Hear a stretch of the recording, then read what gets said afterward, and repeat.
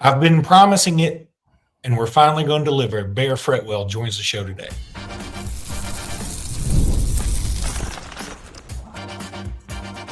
You are Locked On Bama, your daily podcast on the Alabama Crimson Tide. Part of the Locked On Podcast Network, your team every day. Hey, everybody, and welcome back into Locked On Bama, AHSA Radio Network's Luke Robinson. That's me. Alabama internet legend Jimmy Stein. That's him. Want to thank you everydayers for being here every day. Thank you newbies for being here today. And thanks everybody for making this your first listen every single day. You guys are the best. Also want to thank one Bear Fretwell, Alabama's latest commitment, who joins the pod today. Bear, how you doing, bro? I'm doing great, man. I'm excited to be on here. Hey, man, thanks for being with us. We appreciate it. You had some bad luck the other day. You were supposed to be on with us, and Yep. you had a tire blowout. We Yep. theorized that when somebody who's 6'7", 300-plus pounds gets in a car, a tire may blow out. Tire could explode. Yeah, it's always a possibility. Probably happens to you once a week. Getting pretty good at changing tires now, so. Well, Bear, let's get right into it. Okay, Yep. So you just flipped from Georgia Tech Yes, to sir. Alabama, and I've been reading about some of your quotes from that from other sites, Yep. and I know it was hard. I mean, everybody acts like flips are just the easiest thing in the world to do. Like, I'm just leaving this. You had a relationship with Georgia Tech, so Alabama had to present something pretty special to you to make you change your mind, right? And really what they like presented to me was showing me really the opportunity that I was given, you know? And like obviously going to any Power 4, Power 5 school is a great opportunity, but you really just have to look at what you want and what you feel like you have to do. Do you know what I mean? Yeah, exactly. And so what was it that was the deciding factor for you? Because you mentioned it's nothing to do with rev share, anything Yeah. like that. You just said it was just something about Alabama. Yeah, so really walking in, you might have read this on some of the articles, but you know, walking into like the facilities and walking into the team, you know, meetings and everything, you really feel the culture just as much as you see it. So you can really feel the amount of like talent there, the amount of people who just want to be the best that they can be. Do you know what I mean? And it's really hard to be in an environment of people who want to make it to the NFL and you not feel the exact same way. Well, it's a big platform. I'm sure the iron sharpens iron kind of argument is there about who you're going up against every day in practice, who you're working out with, you know, the other guys in the OL room. What are your thoughts on Coach Cap, the offensive line coach at Alabama, and meeting him and having the opportunity to play for Coach Cap? Yeah, I think he's a really, really great guy. You know, on our unofficial, you know, he scheduled everything. So from the day that he called me, I haven't talked to any of the assistants. It was him. It was it's been a personal relationship between me and him the whole time, which means a lot because I've had a lot of like assistant coaches reach out to me, but it doesn't feel personal. But, you know, I really think, you know, I can't go to a school and not like the coach that I'm going to be with every day for, you know, 4 years. So I think he's a really great guy that I'm excited to work with. That's awesome. So your recruiting really picked up. I mean, you haven't played football your entire life. Right? No, sir. So, and I apologize. My phone goes off constantly during this, and it's just part of it. I mean, and it's my father calling, and he's just going to have to wait. Again, your recruiting really picked up late. You haven't played football your whole life, but you grew up on a family farm, so it's not like you're immune to hard work. Yeah. You know, so what a lot of people don't know, so I did reclass from 27 to 26 because I was homeschooled my whole life. So I've been homeschooled up until 2 years ago, and then I came in as a freshman, but then my credits got messed up. So last year was my freshman year. I had a freshman year, skipped sophomore year. Last year was my junior year. This is my senior year. And what a lot of people don't know is I've only played 6 varsity games at tackle, and that's really the biggest thing of like, yeah. And what a lot of people see is like, you know, they'll come up to me like, hey, I heard you're thinking about Bama, or like, hey, I heard you committed to Bama. I was like, yeah. Like, well, you know, you're not going to play, right? And that's what that's what everybody says. And it's like, I feel like a lot of people, especially people who don't know me, they look at stars more than look at the player. You know, like they'll go to my On3 profile, they'll go to my 24/7 profile. Like, oh, he's a 3-star committed to Alabama. Like he's nothing special. But like, what happens when I get up to a 4-star? You know what I mean? Like they're gonna change their view on me because of they're gonna change the view on me because of my ranking, which they need to watch the film first. But yeah, I'm really excited for that. Well, it seems to me, every recruit, every prospect's got a different story. Every ranking means something a little different because everybody's journey is a little different. You reclassified. Had you returned to high school football and played another year of high school football, your ranking might look a whole lot different 1 year from now too. And that's irrelevant to you and irrelevant to Alabama. It's just about what kind of player is Alabama getting, and obviously they're as excited as you are. Didn't you play some defense though before you moved? I did. Yeah. So my 6 games at tackle were so I'd switched. I had 4 games at defensive line. So I played defensive line with my brother who could have gone D1. He had like Georgia or like G5 offers, lots of G5 offers. But I played with him for a while. But then it really just like, with depth chart stuff, I switched over. I was supposed to switch over for a game and then go back, but then I ended up showing out, and then it's just history from there. Bear, you're drinking something there. Will you hold that back up again? For those who don't know, that is actually a 55-gallon drum. That's how big that is. So I like his ball team there, though. Yeah. Braves. So you mentioned about, hey, I'm a lowly 3-star, which Jimmy and I talk about this all the time, right? That if you are a 3-star, you're probably ranked in the top 1,500 to 2,000 players in the country, somewhere in there. And people act like that's no big deal. Number one, it's crazy because there are millions of kids playing high school football. I don't know about millions, but I'm trying to make a point. So, but it's just crazy to us. And secondly, I think you're right. I think there's no doubt in my mind. Jimmy and I have already mentioned this. You're going to go to a 4-star because people are going to see your attributes are crazy. Yeah. You run a 4.77. Look, I mean, you're like Derrick Henry on the offensive line. He's crazy. Yes, sir. That's what a lot of people like. So I'm not a fool to the fact that I'm being recruited mainly because of my athleticism and size. I know the fact that I want to go to Alabama because like the developmental aspect of Alabama is matched by no other. Like if you walk in the facilities, it's like you can't get that anywhere else. So I'm no fool to know that I'm a project to a lot of these coaches, and what I'm trying to do throughout this, like what I've been trying to do throughout this offseason, is get as much work out of the way that they have to do to me so I can get on the field earlier and like prove who I am. So like, I know that I'm not like a day one starter like Caden Proctor. Like I know that's not who I am as a player. That's not my role. But I know what I want to do, and that's what I want to get developed, and that's why I'm going to Bama. That's great. That's a great answer. Now I know recruiting got a little stressful for you because of the flip, but overall, did you enjoy the recruiting process? Every player wants to be heavily recruited until they're heavily recruited.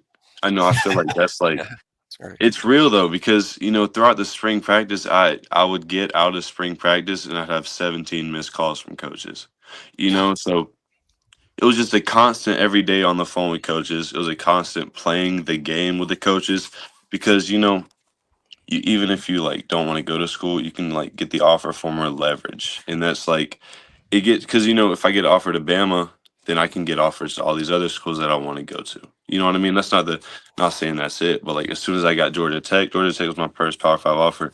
Then I got like all these other Power 5 offers. So, it's really just like I'm glad it's over. One reason I wanted to make that flip, a lot of people were like, hey, why'd you flip so early? Like, you can't sign until December, right? And I was like, well, yeah, I'm still a high school football player. Right. I'm in high school. I'm a high school kid. Still got to go to prom. It's all that. So I wanted to get all this recruiting over, commit to my dream school, and then play high school football on Friday nights. Speaking of that, is your plan, or is it possible, because you reclassified, is it going to be possible for you to graduate in December, join Alabama in January? Or are you going to have to go the full year, like a Ryan Williams reclassified? He had to go the full spring so he could graduate from high school. Yeah, so for me, it's been easier because I take a lot of dual enrollment classes. So I took 3 classes last semester.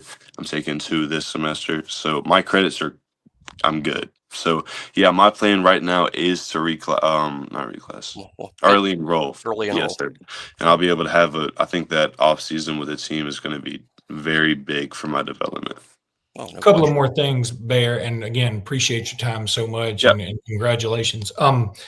So I'm intrigued. You brought up the 3-star, 4-star thing. Mm. Like, how much do you and other kids? I'm sure you've talked to a lot of other dudes that are being recruited. Like, how much do y'all keep up with that stuff? We don't, like don't? we have a group chat with all the Bama commits, and it's like nobody's better than the other person. At the end of the day, when you get to college, like when you're on the field, you don't have 3 stars above your head. You know what I mean? Like you're playing football. We all bleed the same blood and we all have the same muscles. So, at the end of the day, we're just football players, and we get ranked depending on how much the recruiters like us. So, and I can't control my ranking, and I can't really give my input. But I was talking to the like the co-owner of Rivals or something. He had texted me the day I flipped, and he was like, "Hey, we're gonna re-rank you here real soon, so don't worry about that 3-star." So I mean, I've never been worried about it, because if you truly know yourself and your worth as a person, you don't really need to worry about what other people think of you, because I know who I am as a person. You know what I mean? Wow. Man, that's a much better understand. answer than I could ever give. That's great, man. I'm going to tell you, you have made a lot of fans today. I can tell you that, because this was Yeah. good. You're a good dude, man, and Yes, sir. we're going to be pulling for you, and Yes, sir. can't wait to get you on campus. And hey, look, you said you won't be a day one starter. Don't write that off just yet. Yes, sir. Yeah, well, definitely.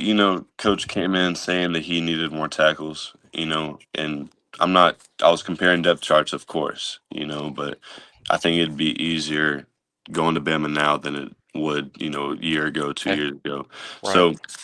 Yeah, but what I need all the people to know is there was a lot of thought between me and my family and everybody. It wasn't just like, oh, I got offered by Bama, they gave me money, they threw me money, they threw me a car, boom, I'm committing. That's not it. For me, I want to play football. And it's like the money that I'm going to make in the NFL being developed by Alabama is, you can't even make that in college as a, best player in the college. So that's what my goal is. Excellent. Yes, sir. This guy's got his head on his shoulders, y'all, and very tall shoulders. Mayor, appreciate you so much, Yes, and can't wait to get you on campus. You're going to be, I guess, reading reports about Alabama's camp opening today, right? Yes, sir. Yeah. Yeah. All right, buddy. Roll Tide to you, Yes, and sir. thanks so much for joining us. Yes, sir. Appreciate Thanks for having me on. All right, see y'all later. Appreciate All it, right, buddy. buddy. Wow, Jimmy, I'm blown away. I'm going to tell you the truth. I mean, like, Well, we have a lot in common because we're 3-star podcasters.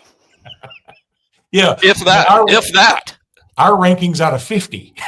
Yeah, that's true. It's like 9 podcasters out there, and we're the only 3 stars. God, that guy was impressive. I mean, I was like, that's pretty good. I'm blown away. But I mean, he is more mature than I was at 40. Well, not only that, he's enrolled. I mean, he's early entry. I mean, Reclassified and early entry. I mean, he's like a year younger than he should be. That doesn't make sense. You know what I mean? He's a year younger than he should be. I'm way older than I should be. And see, that's why he gives better interviews than we give questions. God, he made my question seem good. I mean, that's. We'll have him back on. I forgot my big question all along was, I wonder if it's Bear on the birth certificate, you think?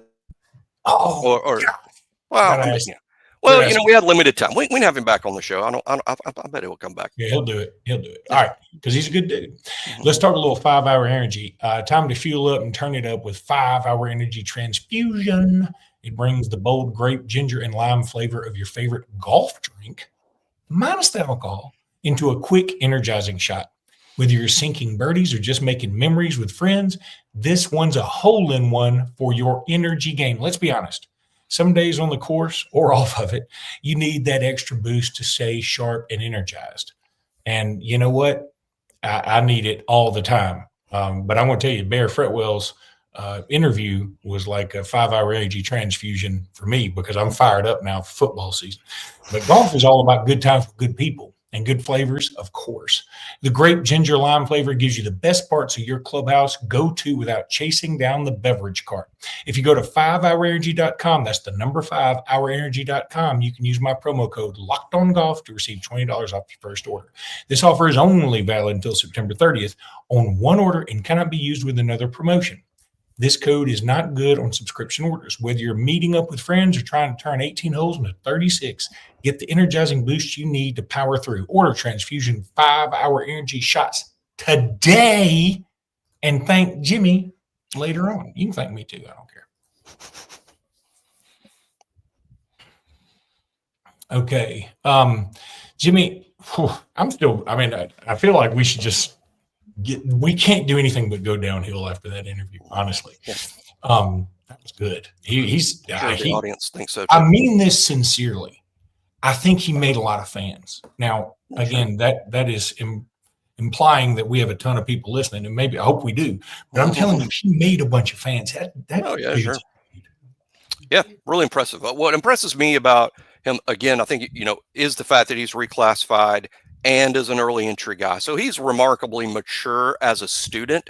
And I heard an interview with Molly Dowd. She's actually on Alabama's staff, and she helps Alabama's football players academically. And she was on SEC Network the other day in an interview. And she said something about how, with very few exceptions in her time at Alabama, the star players were also star students.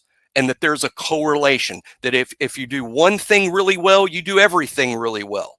And she's a big believer in that because she's seen it in action at Alabama. And I think with Bear, it's the same way. He's clearly a good student, clearly a good football player. For one thing about, he's a 3-star committed to Georgia Tech. I take a deeper dive than that.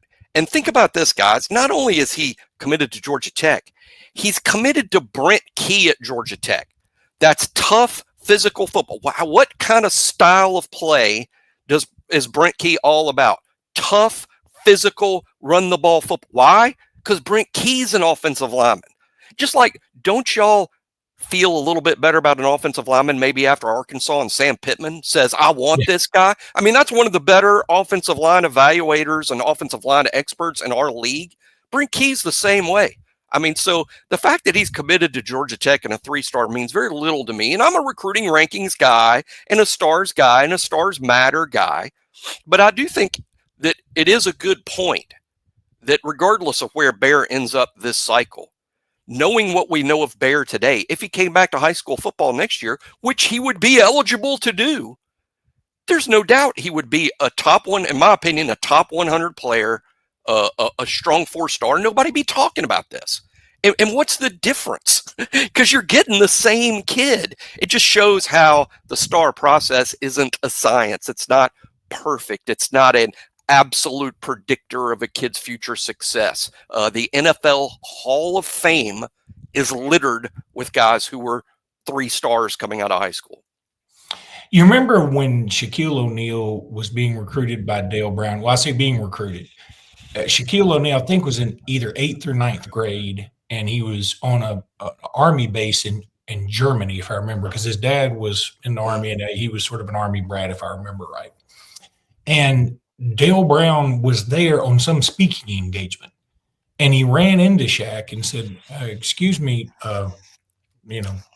soldier, where is the – he said, well, I'm not a soldier. I'm in 8th grade. And Dale Brown said, where's your dad?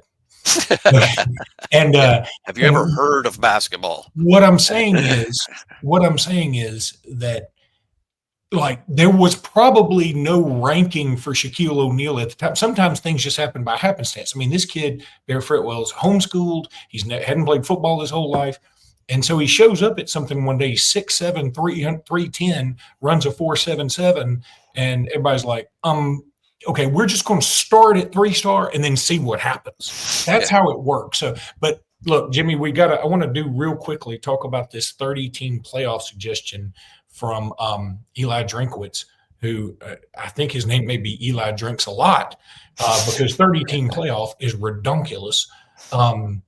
And Reese Davis talked a little bit about it. And look, I get where he's coming from. I get where Eli's coming from, in a sense. But I heard Rick Neuheisel yesterday and he always does this. He's always like, we just need to make it where it's more equitable for the little guy to have a chance, and Indiana to have a chance.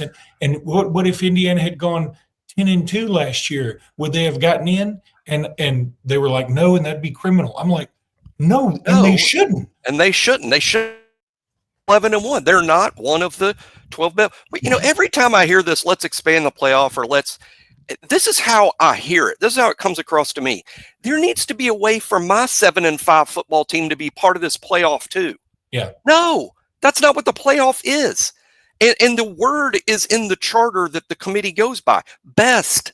Who are the best teams? I like Eli Drinkwitz, but when he says 30 teams need to be in, my snarky answer to that is, oh, well, I guess you need 30 teams to be in if Missouri's going to make it. Or if to get your team in, you need 30. No wonder you want 30. That's how your team gets in. And while it's technically not true, because Missouri could prove to be one of the 12 best, I do think that's a good program. I'm just saying all these ideas about we need the little guy in. What do you need the little guy in for? It's a playoff to determine who the national champion is. It's not a participation trophy. And everyone's already in it, by the way. Hey, if you're Fresno State, guess what? You're in the playoff. All you have to do is win every game you play. Fresno State, you play Kansas in the opener. All you have to do is win every game you play, and you're in. So every team does have a chance. I know some teams have better chances than others. They say, yeah, well, Alabama can lose 3 games and still get in. Yeah, well, if Fresno played Alabama's schedule, they're going to lose a heck of a lot more than 3 games. Yeah. And let us play Fresno. Forget them playing ours. I want to play theirs. Exactly. And not only that, you know what? The reason they're the little guy is because nobody's watching them anyway. So because they're not winning enough games. Boise used to be a little guy. Do we consider Boise a little guy now? I don't. I mean, to me, Boise they're more deserving of the Power 4 moniker than a handful of teams that are Power 4. Because Boise's a team you can kind of set your watch to. They're a good team. They're going to be good every year. They have good players every year. They're going to put players in the draft every year. Boise, to me, is no longer a little guy. Why? They won. And they kept winning. And they even beat some of the big boys when they got opportunities. That's the opportunity that's out there for everyone. South Alabama, Louisiana Monroe, Fresno, New Mexico State, all of them. Y'all all have that opportunity that Boise had.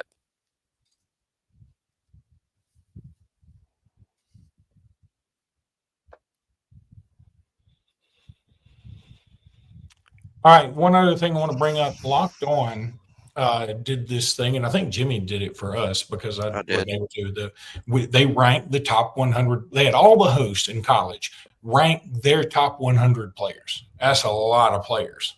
It took me. Y'all know, heck, it takes me a long time to rank our own team, but at least I've had some experience doing this because, as you all know, we just ranked the roster of players 82 all the way to 1 and did that. This took me because I took all this seriously. It took me hours, and I enjoyed it, but it takes hours to do a fair ranking of all the top 100 players in college football. Who do you think I'll put number 1? Jeremiah Smith? I did. Yeah, I would have done that too. And I think that's what everybody did. In fact, I'll show you the top 10. Jeremiah Smith is number 1. Caleb Downs number 2. God, that makes me sick every time I see it. I did not put Caleb Downs number 2, and no, it wasn't an anti-Caleb Downs thing. I put Dylan Stewart number 2, and I had Colin Simmons and Anthony Hill higher than that. I'm with you. And they have Ryan Williams. I'll tell you what, Ryan Williams at 5. The Jeremiah Love at 4. I like Jeremiah Love a lot. But having him as the 4th best player in college football this year makes me think they think he's like this fantastic running back. This like, hey, he's awesome.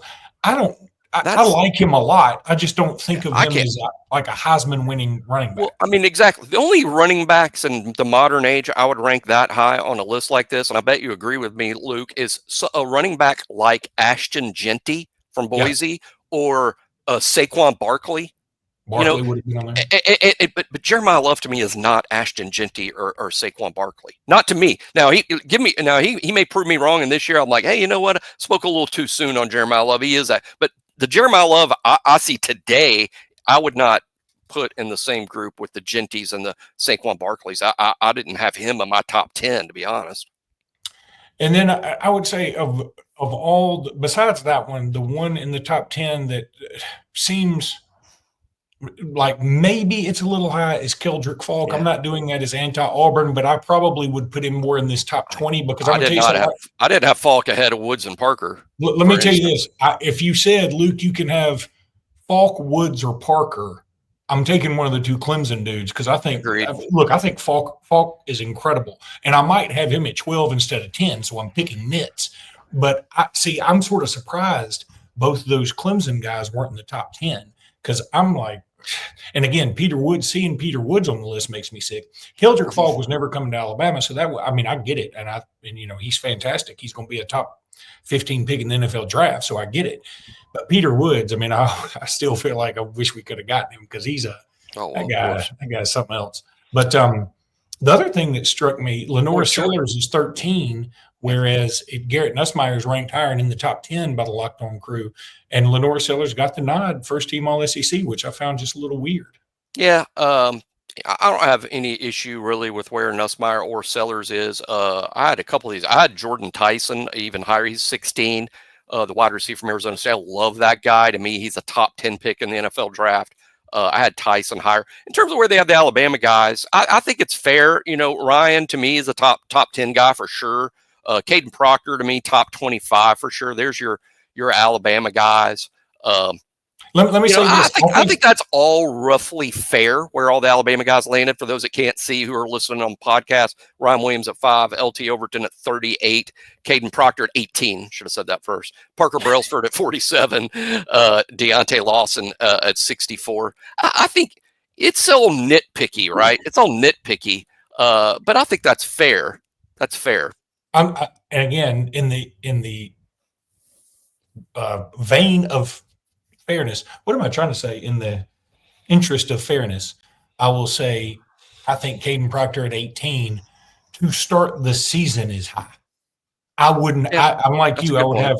I think maybe top 30, maybe top 25. And I didn't even have him as the highest tackle, to be honest. I had Spencer Fano from Utah ahead of Caden Proctor because he's been a better player. They do too. He's been a better player than Proctor so far. Now, Proctor may pass him this year, which is saying a lot because Fano's just a slam dunk first-round pick in the next draft. But to me, Fano's been a better player than Proctor so far. But as we go talk about Caden every time we bring it up, we're going to see a completely different Caden Proctor this fall. And I don't even think it's much of a prediction. I think it's just that's one of those things to me that's a little bit closer to fact, assuming he's healthy. And maybe they split the difference a little bit because I'll say this. If I were, again, had I done the rankings, I would have had Caden Proctor, I'm going to say somewhere between 25 and 30. Again, it's picking nits when you're talking about the 30th best player or the 18th best player. But if let's say I had him 30, and if we're doing them after the season, where I project he will be after the season, I would probably put him in the top 10, maybe top 5. So what I'm saying is they probably split the difference a little bit here. Like all the averages sort of split the difference because there are probably some people who looked at this like, where are they now? And some people probably looked at it, where will they be at the end of the season? Because they gave us no parameters about how to rank these kids. So it was sort of like, do it whatever your way to rank them is. And so my guess is, and here's the other thing. If Caden Proctor if we were to do this postseason, if Caden Proctor only ended up 18, I'd be disappointed. I think he's going to be better than that. For those that want to see the whole list, it's out there.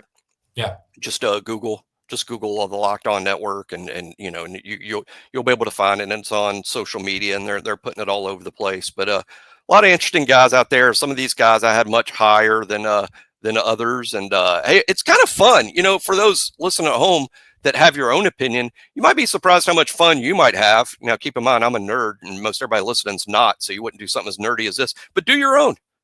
Heck, do your own and post it on Twitter, because I think people like seeing things like that, and it's fun to sit down and like, okay, who do I think are the top 100 players, and find like a master list, and it is fun. I had a good time doing it, but it is time consuming, and you gotta have to take the homer hat off a little bit. I want to fight for our guys and make sure they get a fair shake. but I wasn't going to rig it and, for the Alabama guys and put Deontay Lawson 4th and Damani Jackson 5th just so they could get higher points. No, I want to do it straight up and do the job. But you can't homer out with it. No, I think where the Alabama guys ended up were sort of fair. The one thing I would say, I think there will be a defensive back on that list as season end.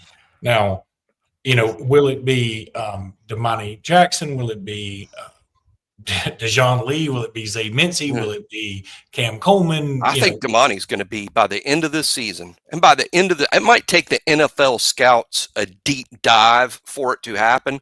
But I think by the time mock draft season rolls around, he's going to be a first-round pick.